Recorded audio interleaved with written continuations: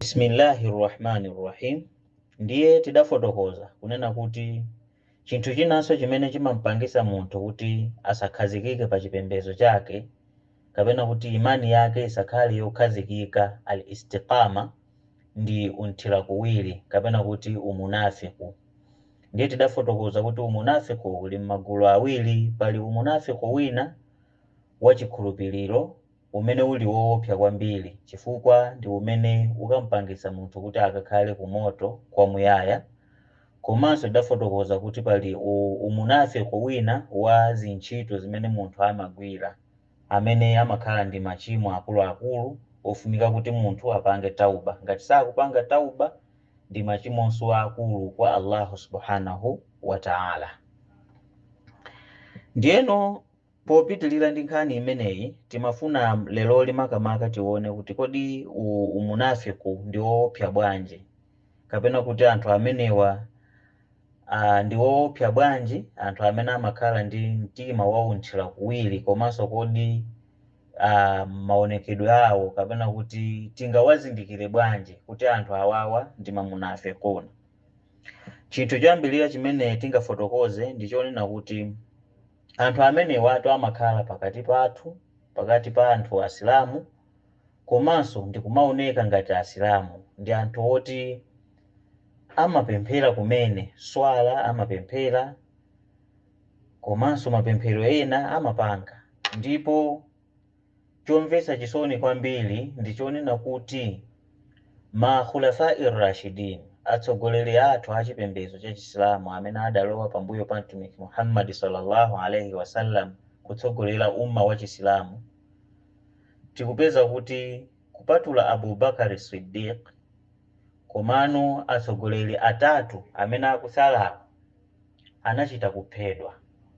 Koma kuti tiyang'ane imfa zawo mupeza kuti anthu amene ankapanga ziwembu zoti awaphe atsogoleri amenewa anali mamunafikun, anthu anthira kuwiri amene amaonesa Chisilamu pamaso, mumtima ndi kumabisa ukafiri.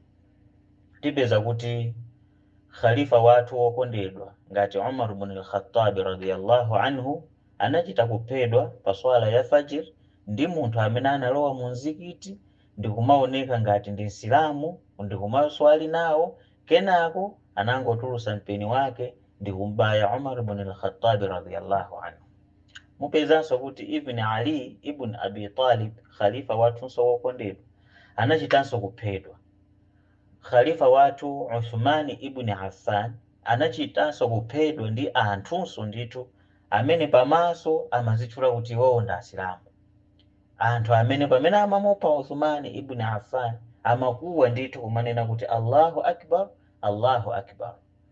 Mmenemu ndi mmene mamunafikun amakhalira. Ndiyeno mamunafikuna anapitanso kwa mtumiki Muhammad sallallahu alaihi wasallam. Anthu amenewa anapita kwa mtumiki Muhammad sallallahu alaihi wasallam kukazionesa kuti ife talowa Chisilamu. Ndiye Allah subhanahu wa ta'ala adapeleka caution kumpasa kapena kuti chenjezo kumuchenjeza mtumiki Muhammad sallallahu alaihi wasallam mu surat al-Munafiqun. Mu Qur'ani muli sura special imene anayipasa dzina loti chani, al-Munafiqun, anthira kuwiri.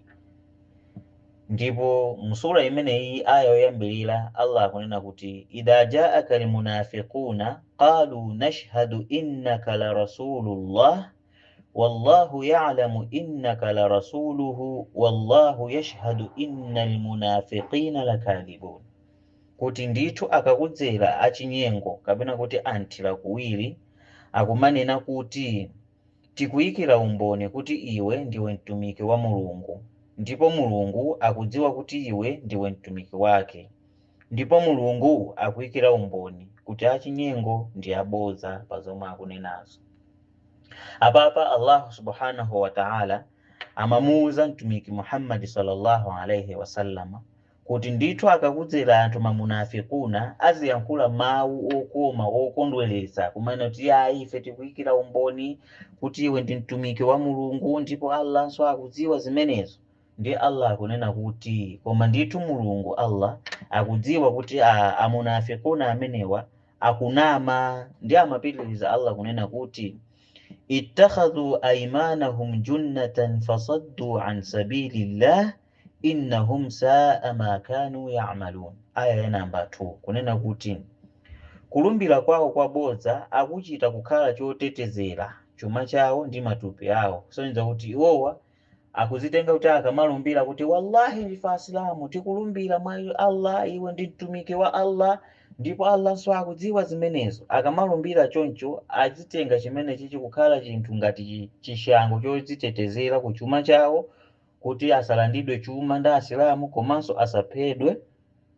Ndiyeno fasaddu an sabilillah, ndipo atsekeleza anthu kuyenda pa njira ya Allah subhanahu wa ta'ala.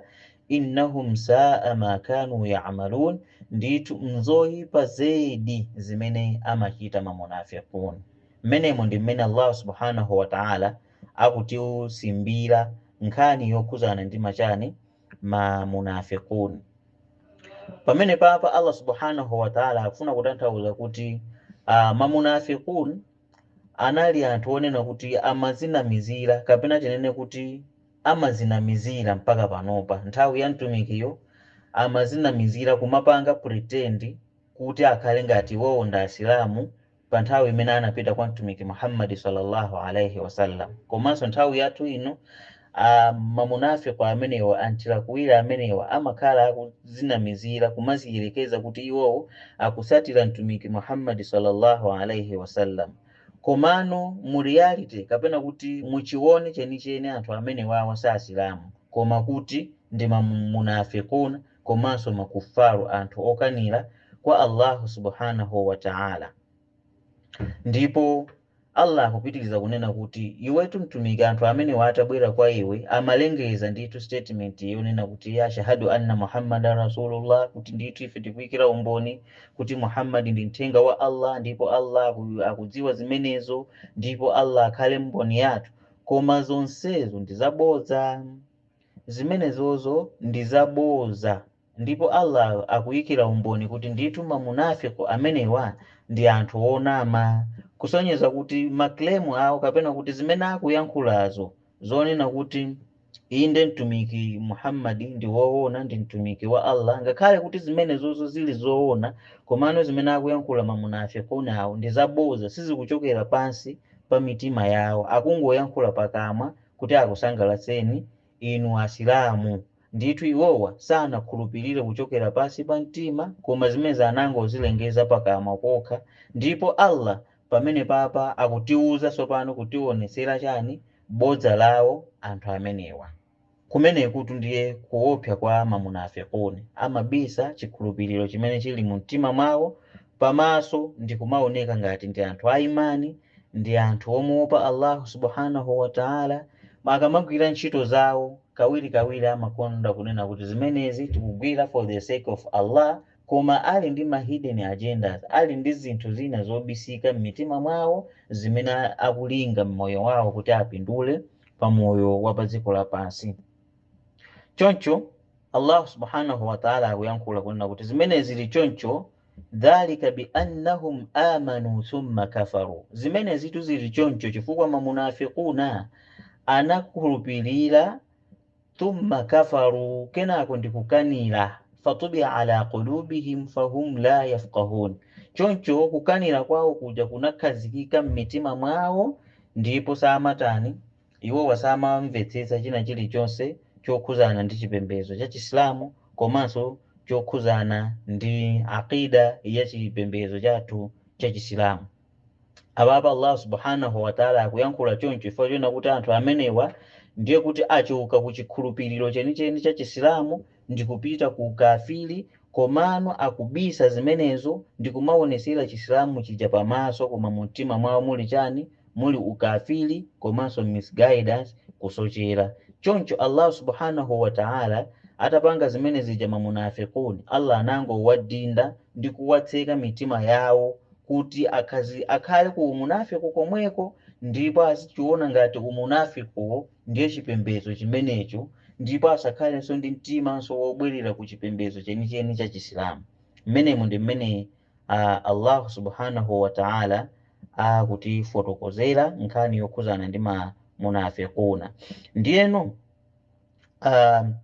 pali hadithi imene adafotokoza mtumiki wathu Muhammad sallallahu alaihi wasallam imene ikupezeka mchitabu cha Imamu Ahmad bin Hanbal rahimahullah kuchokera kwa Abu Huraira radhiyallahu anhu adayankhula kunena kuti inna lilmunafiqina alamati yu'rafuna biha, kuti ndithu mamunafiqun ali ndi zizindikiro zimene amaziwika nazo. Ndi akunena kuti tahiyyatuhum la'natun, kunena kuti iwowa malonje awo kapena kuti akamalonjera anthu zimakhala kuti basi ndi curse kapena kuti matemberero, amakonda kuwatemberera anthu. Komanso wa ta'amuhum nuhba, ndipo chokudya chawo ndichoti chachokera mu zinthu zokuba, amadya chokudya chochokera mu zinthu zimene zachita kubedwa. Wa ghanimatuhum ghululun, komanso kuti zinthu zimene amapeza ku nkhondo zimakhala zoti ndizochokeranso kwa kuba, zinthu zake so ndi zakuba. Komanso la yaqrabuna almasajida illa hajra wala ya'tuna as-salata illa dabra, kunena kuti mamunafiquna amenewa amayisalanso mizikiti, samapitapita ku mzikiti. Komanso kuti akafuna kuti apite kukapemphera kuswala, tsiku limenelo zikadzera kuti apano tikaswali, ndi kuti zipezeka kuti akupita kumapeto kuti mapemphero asala pang'ono kutha, amenewo ndiye mamunafiquna. Ndi amapitiza mtumiki mahadithi imene ikunena kuti mustakbirin, ndi anthu very arrogant, ndi anthu ozikweza. Muzapeza kuti ngakhale masiku ano anthu amene akuoneka kuti ndi anthira kuwiri, anthu ochita ntchito zawo kundi uku, amakhala anthu ozikweza kwambiri, ozimva, ona kuti kwalalikira za chipembedzo samafuna kumva, koma makani ndi kukula mtima. Anatiuza kale mtumiki Muhammad sallallahu alaihi wasallam zimenezo. Ndiyeno akunena kuti la ya'lafuna wala yu'lafun, ndi anthu onena kuti samapanganika, kapena kuti ndi anthu onena kuti sungaziwa kuti uzikhala nawo bwanji malinga ndi zochitika zawo. Ndiyeno kumapeto mtumiki Muhammad sallallahu alaihi wasallam ananena kunena kuti khushubun billayl sukhbun bin nahar, ndipo mukuyankhula kwina wa fi riwayatin sukhbun bin nahar, mtumiki amnayankhula kunena kuti ndithu amenewa ali ngati mapisi a nkhuni usiku, komanso amakhala wonena kuti masana ndi kumakhala anthu aphokoso kwambiri, kunena kuti ali ngati mmene zimakhalira nkhuni usiku, komanso kuti masana amakhala anthu aphokoso. Amenewatu ndiye mamunafiqun, ndipo izi ndi zina mwa zizindikiro za anthu amene ali mamunafiqun, amene akamagwira ntchito imene iyi ya umunafiqu wawowe imapangisa kuti asakhazikike pa chipembedzo cha Chisilamu. Lero lino timanena kuti anthu amene sali asilamu, ayuda komanso akhristu, ndi anthu osavuta kuazindikira mu chipembedzo cha Chisilamu, komanso ndi anthu osavuta kupanga nawo taamu, kapena kuti mmene ungapangire hando sizimavuta, chifukwa ife timadziwa kuti awa sitili limodzi, amadana ndi chipembedzo chathu, samafuna kumva zimene ife tikuyankhula. Choncho timapeza njira yowapangira hando ndi kumakhala nawo mwaubwino. Pamene mamunafiquna, Allah anatiuza mu Qur'ani kuti humul adu, amene wandadani anu, fahdharuhum, komanso mukuyenera kusamala nawo mamunafiquna, anthu amene pamaso amaoneka ngati asilamu koma mumtima mwawo zili zinkhanira za chikafiri. Akuti anthu amene ndadani anu. Chabwino ifeyo anthu amenewa Allah akutiuza kuti ndadani athu, ndiyeno anthuwo tikuswali nawo m'mizikiti, amabwera ku mzikiti, kabwera mwezi wa Ramadhani amasala. Ndiye zimakhala zovuta kwambiri kuwazindikira anthu amenewa, chifukwa chonena kuti amaoneka ngati asilamu. That's why zimapezeka kuti mpaka na makhalifa akuphedwa ndi mamunafiquna, chifukwa amakhala ngati asilamu, amapemphera limodzi, amakhala kuti ntchito kumagwirira limodzi, koma amene aja kutheka kuzemba kumakagwirizana ndi adani zowukira chipembedzo cha Chisilamu.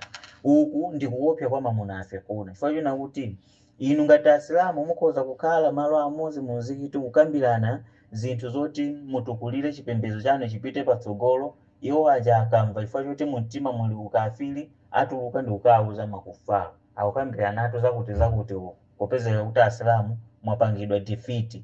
Uku ndiye kuopsa kwa mamunafikuna chifukwa ndi anthu ona kuti mumakhala nawo limodzi ndi kumadyera mbale imodzi, pomwe ena aja amakhala kuti tikwadziwa nkale kuti awa si asilamu. That's why even mtumiki ananena kuti ineyo zikundiopsa kuti ndizipha mamunafikuna chifukwa chonena kuti anthu akhoza kumaona ngati ndichani ndikupha asilamu. Lero lino zikumachitikanso zimenezozo kuti anthu ena lero lino alimbane ndi mamunafikuna, mumva iyayi akulimbana ndi their Muslim brothers.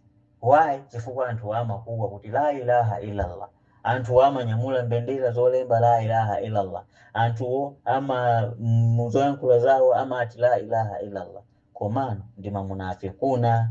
Zimakhala zovuta kuwazindikira komanso kusiyanitsa ndi asilamu eneni. Komano kwa asilamu amene wasankha njira ya choonadi akatsatira mahadithi amene tanenawo, ndithu anthu amenewa akhoza kuwazindikira mwachangu. Wassalamu alaikum wa rahmatullahi wa barakatuh.